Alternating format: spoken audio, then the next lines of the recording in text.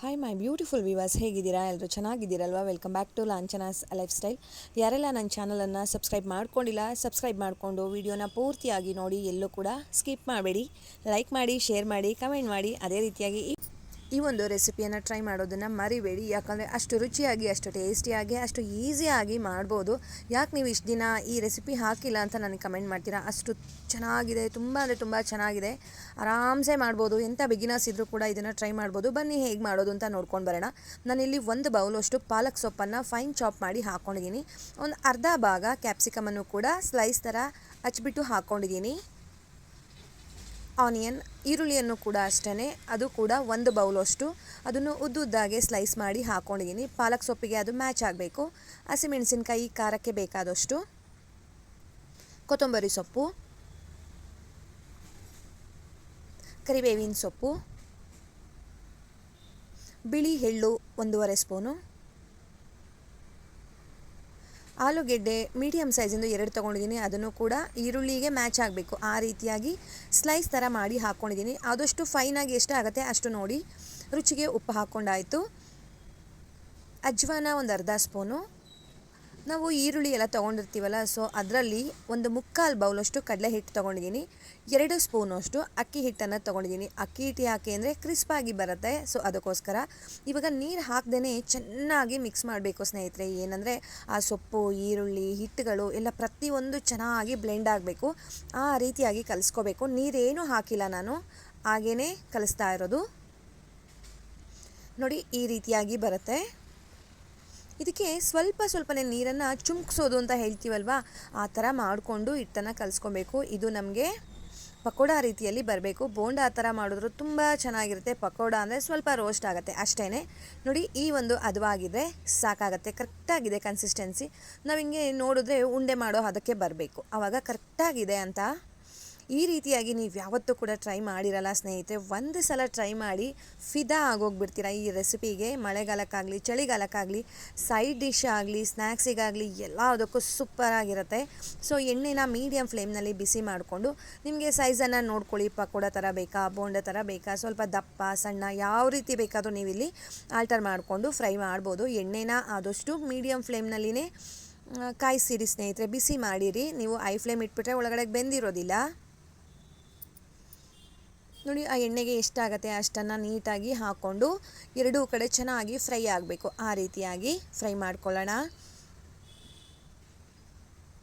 ಪಾಲಕ್ ಸೊಪ್ಪು ಹಾಕೋದ್ರಿಂದ ಒಂದು ಎಕ್ಸ್ಟ್ರಾ ಟೇಸ್ಟ್ ಅಂತ ಹೇಳ್ಬೋದು. ಅಷ್ಟು ರುಚಿಯಾಗಿ, ಅಷ್ಟು ಟೇಸ್ಟಿಯಾಗಿ ಬರುತ್ತೆ ಸ್ನೇಹಿತರೆ.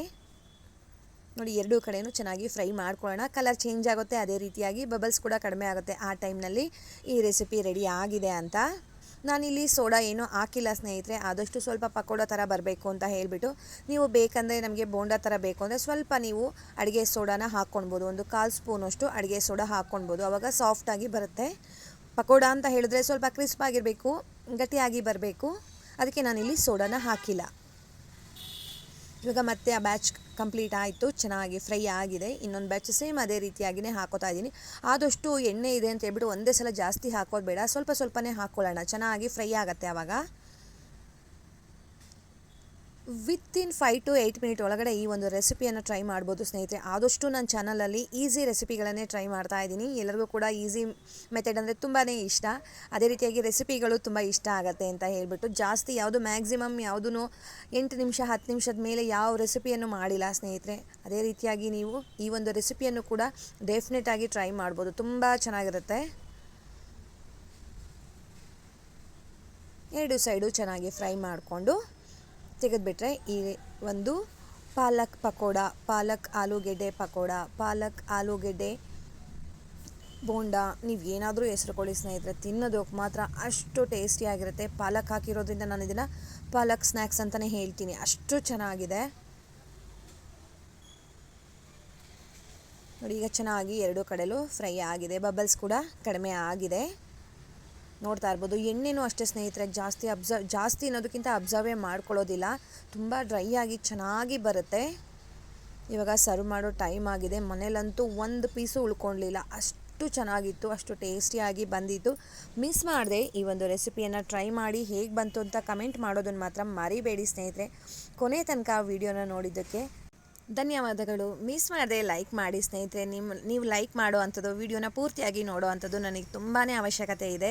ಸೊ ಈ ಒಂದು ಚಾನಲ್ ನಿಮಗೋಸ್ಕರ ಇರೋ ಅಂಥದ್ದು ಲಾಂಛನಾಸ್ ಲೈಫ್ ಸ್ಟೈಲ್. ಈ ಒಂದು ರೆಸಿಪಿಯನ್ನು ಮಿಸ್ ಮಾಡದೆ ಟ್ರೈ ಮಾಡಿ. ಹೋಗಿ ಬರಲಾ? ಬಾಯ್ ಸ್ನೇಹಿತರೆ, ನಮಸ್ತೆ.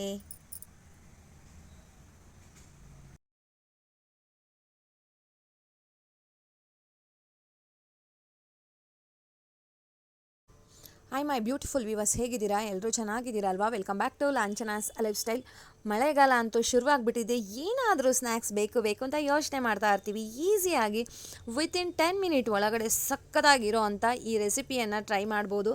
ಮಿಸ್ ಮಾಡದೆ ಟ್ರೈ ಮಾಡಿ. ಈಸಿ ಕೂಡ ಇದೆ. ಇವು ಒಂದೆರಡು ಸೀಕ್ರೆಟ್ ಇಂಗ್ರೀಡಿಯೆಂಟ್ಸ್ ಇದೆ. ಇದನ್ನು ಹಾಕಿ ಟೇಸ್ಟ್ ಮಾತ್ರ ತುಂಬ ಅಂದರೆ ತುಂಬ ಚೆನ್ನಾಗಿ ಬರುತ್ತೆ.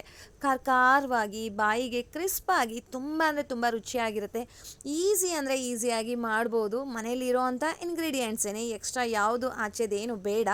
ಇರೋವಂಥ ಇಂಗ್ರೀಡಿಯೆಂಟ್ಸಲ್ಲೇ ರುಚಿಯಾಗಿ ಮಳೆಗಾಲಕ್ಕೆ ಸೂಪರ್ ಆಗಿರುವಂಥ ಸ್ನ್ಯಾಕ್ಸ್ ರೆಸಿಪಿಯನ್ನು ಈಸಿಯಾಗಿ ಮನೆಯಲ್ಲೇ ಹೇಗೆ ಮಾಡೋದು ಅಂತ ನೋಡೋಣ ಬನ್ನಿ. ನಾನಿಲ್ಲಿ ಸುಮಾರು ಒಂದು 3 ಲೀಟರ್ ಆಗೋವಷ್ಟು ಪುರಿನ ತೊಗೊಂಡಿದ್ದೀನಿ. ನಿಮಗೊಂದು ಮೆಜರ್ಮೆಂಟ್ ಬೇಕು ಅನ್ನೋದಕ್ಕೋಸ್ಕರ ಹೇಳ್ತಾ ಇದ್ದೀನಿ. ಒಂದು 3 ಲೀಟರ್ವಷ್ಟು ಉಪ್ಪು ಹಾಕಿರೋ ಅಂಥದ್ದು ಬರುತ್ತಲ್ವ, ಸೊ ಆ ಒಂದು ಪುರಿಯನ್ನು ತೊಗೊಂಡಿದ್ದೀನಿ. ಬನ್ನಿ ಇದನ್ನು ಹೇಗೆ ಮಾಡೋದು ನೋಡ್ಕೊಂಡು ಬರೋಣ. ಇಲ್ಲಿ ಒಂದು ಬಾಣಲಿ ತೊಗೊಂಡು ಸುಮಾರು ಒಂದು 3ರಿಂದ 4 ಸ್ಪೂನ್ ಎಣ್ಣೆ ಹಾಕಿದ್ರೂ ಸಾಕು ಸ್ನೇಹಿತರೆ. ತುಂಬ ಚೆನ್ನಾಗಿರುತ್ತೆ. ಜಾಸ್ತಿ ಎಣ್ಣೆ ಹಾಕ್ಬಿಟ್ರೆ ಅದೇ ಜಾಸ್ತಿ ಎಣ್ಣೆ ಥರ ಅಂತ ಅನ್ನಿಸ್ಬಿಡುತ್ತೆ. ಇದು ಆದಷ್ಟು ಡ್ರೈ ಆಗಿದ್ರೇ ತುಂಬ ಚೆನ್ನಾಗಿರುತ್ತೆ. ನಾನಿಲ್ಲಿ ಒಂದು ಬೌಲಷ್ಟು ಕಡಲೆ ಬೀಜ ತೊಗೊಂಡಿದ್ದೀನಿ. ಸ್ವಲ್ಪ ಇಂಗ್ರೀಡಿಯೆಂಟ್ಸನ್ನು ಜಾಸ್ತಿ ಆ್ಯಡ್ ಮಾಡಿದ್ರೆ ಬಾಯಿಗೆ ರುಚಿಯಾಗಿರುತ್ತೆ ಸ್ನೇಹಿತರೆ. ಅಲ್ಲೊಂದು ಸಿಕ್ಕಿದ್ರೆ ಚೆನ್ನಾಗಿರಲ್ಲ. ನಾನು ಇದನ್ನು ಕಡಲೆ ಬೀಜನ ಮುಂಚೆನೇ ಫ್ರೈ ಮಾಡಿ ಎತ್ತಿಟ್ಕೋತಾ ಇದ್ದೀನಿ. ನಿಮಗೆ ಗೊತ್ತಿದೆ, ಅದನ್ನು ಆದಷ್ಟು ಮೀಡಿಯಮ್ ಫ್ಲೇಮ್ಗಿಂತ ಕಡಿಮೆ ಇಟ್ಕೊಂಡು ಫ್ರೈ ಮಾಡಿದ್ರೆ ತುಂಬ ಚೆನ್ನಾಗಿ ಹದವಾಗಿ ಆಗುತ್ತೆ. ಈಗ ಫ್ರೈ ಆಗಿದೆ. ಅದೇ ಬಾಣಲಿಗೆ ಇರೋ ಅಂಥ ಎಣ್ಣೆನೇ ಸಾಕಾಗುತ್ತೆ. ಎಕ್ಸ್ಟ್ರಾ ಹಾಕೋದೇನೂ ಬೇಡ.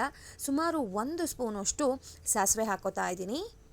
ಸೀಕ್ರೆಟ್ ಇಂಗ್ರೀಡಿಯೆಂಟ್ ಅಂತ ಹೇಳಿದೆ ಅಲ್ವಾ, ಅದರಲ್ಲಿ ಇದು ಒಂದು ಸ್ನೇಹಿತರೆ. ಇಂಗು ಒಂದು 1/4 ಟೀ ಸ್ಪೂನಷ್ಟು ಇಂಗು ಹಾಕೋಣ. ಸಖತ್ತಾಗಿರುತ್ತೆ ಇಂಗು ಹಾಕಿದ್ರಂತೂ. ನೀವು ಖಾರ ಪುರಿಗೆ ಯಾವತ್ತೂ ಹಾಕಿರಲ್ಲ ಅಂತ ಅಂದ್ಕೊತಾ ಇದ್ದೀನಿ. ನಾನಿಲ್ಲಿ ಬೆಳ್ಳುಳ್ಳಿಯನ್ನು ಸಿಪ್ಪೆ ಸಮೇತ ಹಾಕ್ತಾಯಿದ್ದೀನಿ. ಇದನ್ನು ಜಜ್ಜಿಬಿಟ್ಟು ಹಾಕ್ತಾಯಿದ್ದೀನಿ. ಜಾಸ್ತಿ ಜಜ್ಜಿಲ್ಲ, ಸ್ವಲ್ಪ ಜಜ್ಜಿಬಿಟ್ಟು ಹಾಕ್ತಾಯಿದ್ದೀನಿ. ಬೆಳ್ಳುಳ್ಳಿ ಜಾಸ್ತಿ ಹಾಕಿದಷ್ಟು ರುಚಿ ಜಾಸ್ತಿ. ಇದು ಆ ಫ್ರಾಗ್ರೆನ್ಸ್ ಆಗ್ಬೋದು, ಆ ಟೇಸ್ಟ್ ಆಗ್ಬೋದು, ತುಂಬ ಚೆನ್ನಾಗಿರುತ್ತೆ. ಅದು ಕೂಡ ಒಂದು ಬೌಲ್ ಹಾಕಿದೆ. ಇಲ್ಲಿ ಉರಿಗಡಲೆ ಕೂಡ ಹಾಕೋತಾ ಇದ್ದೀನಿ. ಒಂದು ಅರ್ಧ ಭಾಗ ಬೆಳ್ಳುಳ್ಳಿ ಫ್ರೈ ಆದಮೇಲೆ ಉರಿಗಡಲೆ ಮತ್ತು ಒಣಮೆಣಸಿನ್ಕಾಯಿ, ನೀವು ಬ್ಯಾಡಗಿ ಆದರೂ ತೊಗೊಳ್ಬೋದು, ಗುಂಟೂರಾದರೂ ತೊಗೊಳ್ಬೋದು. ಗುಂಟೂರಲ್ಲಿ ಕಲರು ಕೂಡ ಇರುತ್ತೆ, ಖಾರ ಕೂಡ ಇರುತ್ತೆ. ಸೊ ನಾನಿಲ್ಲಿ ಗುಂಟೂರು ಒಂದು 5 ಮೆಣಸಿನ್ಕಾಯನ್ನು ಈ ಥರ ಹಿಂಗೆ ಕಟ್ ಮಾಡಿ ಹಾಕ್ತಾಯಿದ್ದೀನಿ. ಈಗ ಲೋ ಫ್ಲೇಮ್ನಲ್ಲಿನೇ ಸುಮಾರು ಒಂದು 3ರಿಂದ 4 ನಿಮಿಷ ಫ್ರೈ ಮಾಡಿ ಅದಕ್ಕೆಲ್ಲ ಚೆನ್ನಾಗಿ ಎಣ್ಣೆಯಲ್ಲಿ ಫ್ರೈ ಆಗಬೇಕು. ಇದಕ್ಕೆ ಒಂದು ಅರ್ಧ ಸ್ಪೂನಷ್ಟು ಅರಿಶಿಣ, ರುಚಿಗೆ ಉಪ್ಪು. ನಾವಿಲ್ಲಿ ಉಪ್ಪನ್ನು ಜಾಸ್ತಿ ಹಾಕೋದು ಬೇಡ, ಯಾಕಂದರೆ ಪುರಿನಲ್ಲಿ ಆಲ್ರೆಡಿ ಉಪ್ಪಿರುತ್ತೆ. ನಾವಿಲ್ಲಿ ಬೆಳ್ಳುಳ್ಳಿಗೆ ಎಷ್ಟು ಬೇಕು ಅಷ್ಟು ಹಾಕ್ಕೊಂಡ್ರೆ ಸಾಕಾಗತ್ತೆ. ಉಪ್ಪು ಅರಿಶಿನ ಎಲ್ಲ ಹಾಕಿದ ಮೇಲೆ ಒಂದು 2 ನಿಮಿಷ ಈ ಥರ ಹಿಂಗೆ ಲೋ ಫ್ಲೇಮ್ನಲ್ಲಿನೇ ಫ್ರೈ ಮಾಡಬೇಕು ಸ್ನೇಹಿತರೆ. ಎಲ್ಲ ಕ್ರಿಸ್ಪ್ ಆಗಬೇಕು. ಇಲ್ಲಿ ನಾವೇನಿಲ್ಲಿ ತೊಗೊಂಡಿದ್ದೀವಿ ಉರಿಗಡಲೆ ಎಲ್ಲ ಸ್ವಲ್ಪ ಈ ಮಳೆಗಾಲಕ್ಕೆ ಮೆತ್ತವಾದಂಗೆ ಆಗಿರುತ್ತೆ. ಅದು ಸ್ವಲ್ಪ ಎಣ್ಣೆಯಲ್ಲಿ ಫ್ರೈ ಆಯಿತು ಅಂತ ಹೇಳಿದ್ರೆ ಕ್ರಿಸ್ಪ್ ಆಗುತ್ತೆ. ಅದ್ರ ಜೊತೆ ನಾನು ಫ್ರೈ ಮಾಡಿ ಇಟ್ಕೊಂಡಿರೋ ಅಂಥ ಕಡಲೆ ಬೀಜನೂ ಕೂಡ ಮಿಕ್ಸ್ ಮಾಡಿದ್ದೀನಿ. ಎಲ್ಲ ಕೂಡ ಮಿಕ್ಸ್ ಮಾಡೋದನ್ನು ನೋಡ್ತಾ ಇದ್ರೇ ಬಾಯಿನಲ್ಲಿ ನೀರು ಬರ್ತಾ ಇದೆ ಅಲ್ವಾ ಸ್ನೇಹಿತರೆ. ಮಿಸ್ ಮಾಡದೆ ನೀವು ಇದನ್ನು ಟ್ರೈ ಮಾಡಿ. ಇನ್ನೊಂದು ಸೀಕ್ರೆಟ್ ಇಂಗ್ರೀಡಿಯೆಂಟ್ ಏನಂದರೆ 1 ಸ್ಪೂನಷ್ಟು ತುಪ್ಪ ಆ್ಯಡ್ ಮಾಡಿ ಸ್ನೇಹಿತರೆ. ಟೇಸ್ಟೇ ಬೇರೆ ಸ್ನೇಹಿತರೆ. ನೀವು ಒಂದು ಸಲ ಟ್ರೈ ಮಾಡಿ ಈ ರೀತಿಯಾಗಿ, ನಿಮ್ಮೆಲ್ಲರಿಗೂ ಕೂಡ ತುಂಬ ಅಂದರೆ ತುಂಬ ಇಷ್ಟ ಆಗುತ್ತೆ. ಬರೀ ಮಳೆಗಾಲ ಅಂತಲೇ ಅಲ್ಲ, ಆಲ್ ಟೈಮ್ ಫೇವ್ರೇಟ್ ಅಂತ ಹೇಳ್ಬೋದು. ಟೀ ಟೈಮ್ ಸ್ನ್ಯಾಕ್ಸ್ ಅಂತ ಕೂಡ ಹೇಳ್ಬೋದು. ಈಗೆಲ್ಲ ಫ್ರೈ ಆಗಿದೆ. ನಾನಿಲ್ಲಿ ಪೂರ್ತಿಯಾಗಿ ಲೋ ಫ್ಲೇಮನ್ನು ಇಟ್ಕೊಂಡಿದ್ದೀನಿ. ನಾನಿಲ್ಲಿ ತೊಗೊಂಡಿರೋ ಅಂಥ ಒಂದು 3 ಲೀಟರಷ್ಟು ಕಡಲೆ ಪುರಿಯನ್ನು ಕೂಡ ನಾನಿಲ್ಲಿ ಮಿಕ್ಸ್ ಮಾಡ್ತಾ ಇದ್ದೀನಿ. ಲೋ ಫ್ಲೇಮ್ನಲ್ಲಿನೇ ಯಾಕೆ ಇಟ್ಟಿದ್ದೀನಿ, ಸ್ಟವ್ ಆಫ್ ಮಾಡಿಲ್ಲ ಅಂದರೆ ಕಡಲೆ ಪುರಿ ಏನಾದರೂ ಈ ಥಂಡಿಗೆ ಅಥವಾ ಮಳೆಗಾಲಕ್ಕೆ ಆಗ್ಬೋದು, ಬೇರೆ ಟೈಮ್ನಲ್ಲಿ ಆಗ್ಬೋದು, ಸ್ವಲ್ಪ ಏನಾದರೂ ಮೆತ್ತವಾಗಿದೆ ಸ್ವಲ್ಪ ಅಂತ ಏನಾದರೂ ಅನಿಸಿದ್ರೆ ಲೋ ಫ್ಲೇಮ್ನಲ್ಲಿನೇ ಒಂದು 2 ನಿಮಿಷ ಈ ಥರ ಹಿಂಗೆ ಮಿಕ್ಸ್ ಮಾಡ್ತಾ ಇದ್ದರೆ ಚೆನ್ನಾಗಿ ಅದು ಕೂಡ ಕ್ರಿಸ್ಪ್ ಆಗುತ್ತೆ. ಅದಕ್ಕೋಸ್ಕರ ನೀಟಾಗಿ ಇದನ್ನು ಎಲ್ಲ ಕಡೆನೂ ಸ್ಪ್ರೆಡ್ ಆಗಬೇಕು, ಚೆನ್ನಾಗಿ ಹೊಂದ್ಕೋಬೇಕು. ನಾವು ಅರಿಶಿನ ಹಾಕಿರೋದ್ರಿಂದ ನಮಗೆ ಗೊತ್ತಾಗ್ಬಿಡುತ್ತೆ ಅದು ನೀಟಾಗಿ ಉಪ್ಪು ಖಾರ ಹಿಡ್ದಿದೆಯೋ ಇಲ್ವೋ ಅಂತ. ನೀಟಾಗಿ ಇದನ್ನು ಈ ರೀತಿಯಾಗಿ ಮಿಕ್ಸ್ ಮಾಡಿ ಸರ್ವ್ ಮಾಡಿದ್ರೆ ಸೂಪರಾಗಿರೋವಂಥ ಟೇಸ್ಟಿಯಾಗಿರೋವಂಥ ಖಾರ ಪುರಿ ರೆಡಿ ಆಗಿದೆ ಸ್ನೇಹಿತರೆ. ಟೀ ಟೈಮ್ಗಂತೂ ತುಂಬ ಚೆನ್ನಾಗಿರುತ್ತೆ. ಹಾಗೆ ಕಡಲೆಪುರಿ ತಿನ್ನೋದಕ್ಕಿಂತ ಈ ರೀತಿಯಾಗಿ ಮಾಡ್ಕೊಂಡು ತಿಂದರೆ ಆ ರುಚಿನೇ ಬೇರೆ. ನಿಮ್ಮೆಲ್ಲರಿಗೂ ಕೂಡ ಈ ರೆಸಿಪಿ ಇಷ್ಟ ಆಗಿದೆ ಅಂತ ಅಂದ್ಕೊತಾ ಇದ್ದೀನಿ. ಯಾರೆಲ್ಲ ಟ್ರೈ ಮಾಡ್ತೀರಾ ಕಮೆಂಟ್ ಮಾಡಿ. ಹೋಗಿ ಬರಲಾ? ಬಾಯ್ ಸ್ನೇಹಿತರೆ. ಮೈ ಬ್ಯೂಟಿಫುಲ್ ವಿವಾಸ್, ಹೇಗಿದ್ದೀರಾ? ಎಲ್ಲರೂ ಚೆನ್ನಾಗಿದ್ದೀರಾ ಅಲ್ವಾ? Welcome back to Lanchana's lifestyle. Super duper ಆಗಿರುವಂಥ ಸ್ನ್ಯಾಕ್ಸ್ ರೆಸಿಪಿಯನ್ನು ತೊಗೊಂಡು ಬಂದಿದ್ದೀನಿ. ಸುಮಾರು ಜನ ಕಮೆಂಟ್ ಮಾಡಿದರು ಚಳಿಗಾಲಕ್ಕೆ ಹಾಗೆ ಮಳೆಗಾಲಕ್ಕೆ ಬೇಕಾಗಿರೋ ಅಂಥ ಯಾವುದಾದ್ರೂ ಸೂಪರಾಗಿ ಈಸಿಯಾಗಿ ಮಾಡೋ ಅಂಥ ಸ್ನ್ಯಾಕ್ಸ್ ರೆಸಿಪಿಯನ್ನು ತೋರಿಸಿ ಅಂತ ಅಂದ್ಬಿಟ್ಟು ಹೇಳಿದರು. ಸೊ ಈಸಿಯಾಗಿ ಮನೇಲಿರೋವಂಥ ಇಂಗ್ರೀಡಿಯೆಂಟ್ಸನ್ನೇ ಉಪಯೋಗಿಸ್ಕೊಂಡು ರುಚಿಯಾಗಿ ಬೇಕ್ರಿ ಸ್ಟೈಲಲ್ಲಿ ಹೇಗೆ ಮಸಾಲ ಕಡಲೆ ಬೀಜನ ಮಾಡೋದು ಅನ್ನೋದನ್ನು ತೊಗೊಂಡು ಬಂದಿದ್ದೀನಿ. ನಿಮ್ಮೆಲ್ಲರಿಗೂ ಕೂಡ ಈ ಒಂದು ರೆಸಿಪಿ ಇಷ್ಟ ಆಗುತ್ತೆ. ಮಿಸ್ ಮಾಡದೆ ಟ್ರೈ ಮಾಡಿ. ಯಾರೆಲ್ಲ ಟ್ರೈ ಮಾಡ್ತೀರಾ ನನಗೆ ಕಮೆಂಟ್ ಮಾಡೋದನ್ನು ಮರಿಬೇಡಿ. ಬನ್ನಿ ಇದನ್ನು ಹೇಗೆ ಮಾಡೋದು ಅಂತ ನೋಡ್ಕೊಂಡು ಬರೋಣ. ನಾನು ಇಲ್ಲೊಂದು ಮಿಕ್ಸಿಂಗ್ ಬೌಲ್ ತೊಗೊಂಡಿದ್ದೀನಿ. ಇದಕ್ಕೆ ಸುಮಾರು ಒಂದು 3-4 ಸ್ಪೂನಷ್ಟು ಕಡಲೆ ಹಿಟ್ಟನ್ನು ಹಾಕೋತಾ ಇದ್ದೀನಿ. 1.5 ಸ್ಪೂನಷ್ಟು ಅಕ್ಕಿ ಹಿಟ್ಟು ಯಾಕೆ ಅಂದರೆ ಕ್ರಿಸ್ಪಿಗೋಸ್ಕರ, ಕ್ರಿಸ್ಪಾಗಿ ಬರುತ್ತೆ, ತುಂಬ ಚೆನ್ನಾಗಿರುತ್ತೆ. ಅದೇ ರೀತಿಯಾಗಿ 1 ಸ್ಪೂನಷ್ಟು ಅಚ್ಚ ಖಾರದ ಪುಡಿ ಹಾಕ್ಕೊಂಡಿದ್ದೀನಿ. ಇದರಲ್ಲಿ ಬ್ಯಾಡಗಿ ಮತ್ತು ಅಚ್ಚ ಖಾರದ ಪುಡಿ ಎರಡೂ ಕೂಡ ಮಿಕ್ಸ್ ಆಗಿದೆ. ಅರ್ಧ ಸ್ಪೂನಷ್ಟು ಗರಂ ಮಸಾಲ, ರುಚಿಗೆ ಉಪ್ಪು, ಚಿಟಿಕೆ ಅಡುಗೆ ಸೋಡಾ ಹಾಕ್ತಾಯಿದ್ದೀನಿ. ತುಂಬ ಚೆನ್ನಾಗಿರುತ್ತೆ. ಮಿಸ್ ಮಾಡದೆ ಈ ಒಂದು ಇಂಗ್ರೀಡಿಯೆಂಟನ್ನು ಮಿಕ್ಸ್ ಮಾಡಿ. ಇದನ್ನೆಲ್ಲ ಡ್ರೈ ಮಿಕ್ಸ್ ಮಾಡ್ಕೊಳ್ಳೋಣ ಒಂದ್ಸಲ. ಅಕ್ಕಿ ಹಿಟ್ಟು, ಖಾರದ ಪುಡಿ, ಗರಂ ಮಸಾಲ, ಕಡಲೆ ಹಿಟ್ಟು ಪ್ರತಿಯೊಂದು ಹೊಂದ್ಕೋಬೇಕು. ಅದಕ್ಕೆ ಡ್ರೈ ಮಿಕ್ಸ್ ಮಾಡೋಣ. ತುಂಬ ಚೆನ್ನಾಗಿರುತ್ತೆ ಮತ್ತು ಈಸಿಯಾಗಿ ಮಾಡಿಬಿಡ್ಬೋದು. ನೋಡಿ ಈಗೆಲ್ಲ ಡ್ರೈ ಮಿಕ್ಸ್ ಆಗಿದೆ. ಇದಕ್ಕೆ ಸುಮಾರು 1 ಸ್ಪೂನಷ್ಟು ಶುಂಠಿ ಬೆಳ್ಳುಳ್ಳಿ ಪೇಸ್ಟನ್ನು ಹಾಕ್ತಾಯಿದ್ದೀನಿ. ಇದನ್ನು ಮಾತ್ರ ಮಿಸ್ ಮಾಡಬೇಡಿ, ತುಂಬ ಚೆನ್ನಾಗಿರುತ್ತೆ. ಆ ಒಂದು ಫ್ಲೇವರ್ ಅಂತೂ ತುಂಬ ಇಷ್ಟ ಆಗುತ್ತೆ ಎಲ್ಲರಿಗೂ ಕೂಡ. ಇದನ್ನು ಕೂಡ ಚೆನ್ನಾಗಿ ಆ ಹಿಟ್ಟು ಜೊತೆ ಮಿಕ್ಸ್ ಆಗಬೇಕು, ಆ ರೀತಿಯಾಗಿ ಕಲಿಸ್ಕೊಳ್ಳೋಣ. ಇದಕ್ಕೆ ಸ್ವಲ್ಪನೇ ನೀರನ್ನು ಹಾಕ್ಕೊಂಡು ಕಲಿಸ್ಕೊಬೇಕಾಗತ್ತೆ. ಒಂದೇ ಸಲ ನೀರನ್ನು ಹಾಕ್ಕೊಂಡು ಕಲಿಸ್ಕೊಬೇಡಿ. ನಾನಿಲ್ಲಿ ಸುಮಾರು 1 ಬೌಲಷ್ಟು ಒಣಗಿರೋ ಅಂಥ ಕಡಲೆ ಬೀಜ ತೊಗೊಂಡಿದ್ದೀನಿ. ಇದು ಹಸಿ ಕಡಲೆ ಬೀಜ ಅಲ್ಲ, ನಾವು ಚಿತ್ರಾನ್ನಕ್ಕೆ ಎಲ್ಲ ಹಾಕ್ತೀವಿ ಅಲ್ವಾ, ಸೊ ಆ ಥರ ಇರೋ ಅಂಥ ಒಣ ಕಡಲೆ ಬೀಜ. ಇದನ್ನು ಹಾಕ್ಕೊಂಡು ಒಂದು ರೌಂಡ್ ಮಿಕ್ಸ್ ಮಾಡ್ಕೊಳ್ಳೋಣ. ಇದಕ್ಕೆ ಸ್ಪೂನ್ ಲೆಕ್ಕದಲ್ಲಿ ಅಂತ ಹೇಳ್ಬೋದು. ಆ ರೀತಿಯಾಗಿ ನೀರನ್ನು ಹಾಕ್ಕೊಂಡು ಸ್ವಲ್ಪನೇ ಹಾಕ್ಕೊಂಡು ಇದನ್ನು ಗಟ್ಟಿಯಾಗಿಯೇ ಕಲಿಸ್ಕೊಬೇಕು. ಅದು ನೀರು ಥರ ನಾವು ಬಜ್ಜಿ ಬೋಂಡಕ್ಕೆಲ್ಲ ಮಾಡ್ತೀವಲ್ವ, ಆ ಹದವಾಗಿ ಬರಬಾರ್ದು. ಸ್ವಲ್ಪ ನೀರು ಚುಮ್ಕಿಸ್ಕೊಂಡು ಅಂತ ಹೇಳ್ತೀವಲ್ವ, ಆ ರೀತಿಯಾಗಿ ಹಾಕ್ಕೋಬೇಕಾಗತ್ತೆ. ಆವಾಗ ಕೋಟಿಂಗ್ ತುಂಬ ಚೆನ್ನಾಗಿ ಬರುತ್ತೆ. ಒಂದು ವೇಳೆ ಇಲ್ಲ ಯಾಕೋ ಕೋಟಿಂಗ್ ಅಷ್ಟು ಚೆನ್ನಾಗಿ ಅಂಟ್ತಾ ಇಲ್ಲ ಅಂತ ನಿಮ್ಗೇನಾದರೂ ಅನಿಸಿದ್ರೆ ಒಂದು ಅರ್ಧ ಸ್ಪೂನಷ್ಟು ಕಾರ್ನ್ಫ್ಲೋರ್ ಕೂಡ ಹಾಕ್ಕೊಳ್ಬೋದು. ಬಟ್ ಈ ಒಂದು ಅಳತೆನಲ್ಲಿ ಮಾಡಿದ್ರೆ ತುಂಬ ಚೆನ್ನಾಗಿ ಕೋಟಿಂಗ್ ಬರುತ್ತೆ ಸ್ನೇಹಿತರೆ. ಬನ್ನಿ ಇವಾಗೆಲ್ಲ ಕಲಸಿದ್ದು ಆಗಿದೆ.